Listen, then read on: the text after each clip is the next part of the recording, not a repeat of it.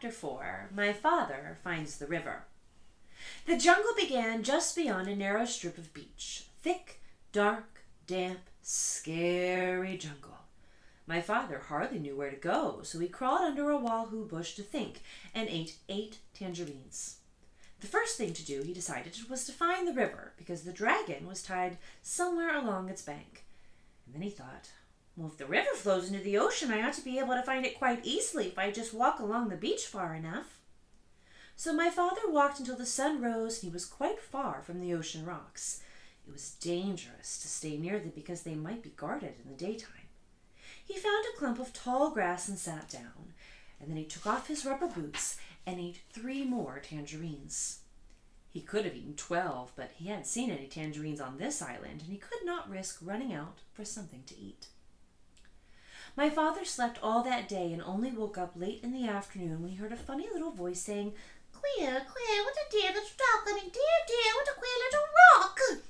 My father saw a tiny paw rubbing itself on his knapsack. He lay very still, and the mouse, for it was a mouse, hurried away, muttering to itself, "I must smell somebody, I must tell somebody." My father waited a few minutes and then started down the beach because it was almost dark now, and he was afraid the mouse really would tell somebody. He walked all night, and 2 scary things happened. First, he just had to sneeze, so he did, and somebody close by said, "Is that you, monkey?" And my father said, "Yes."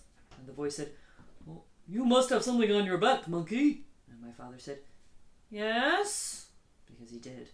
He had his knapsack on his back. "What do you have on your back, monkey?" asked the voice. My father didn't know what to say, because what would a monkey have on its back, and how would it sound telling someone about it if it did have something?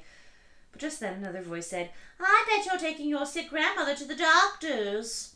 My father said, "Yes," and hurried on. Quite by accident, he found out later that he had been talking to a pair of tortoises.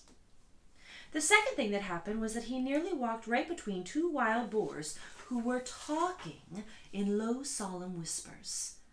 When he first saw the dark shapes, he thought they were boulders, and just in time he heard one of them say, "There are 3 signs of a recent invasion. First, fresh tangerine peels were found under the wahoo bush near the ocean rocks. Second, a mouse reported an extraordinary rock some distance from the ocean rocks, which upon further investigation simply wasn't there. However, more fresh tangerine peels were found in the same spot, which is the 3rd sign of an invasion. Since tangerines do not grow on our island, somebody must have brought them across the ocean rocks from the other island, which may, or may not, have something to do with the appearance and or disappearance of the extraordinary rock reported by the mouse." After another long silence, the other boar said, "You know, I think we're taking this all too seriously. Those pails probably floated over here all by themselves, and you know how unreliable mice are.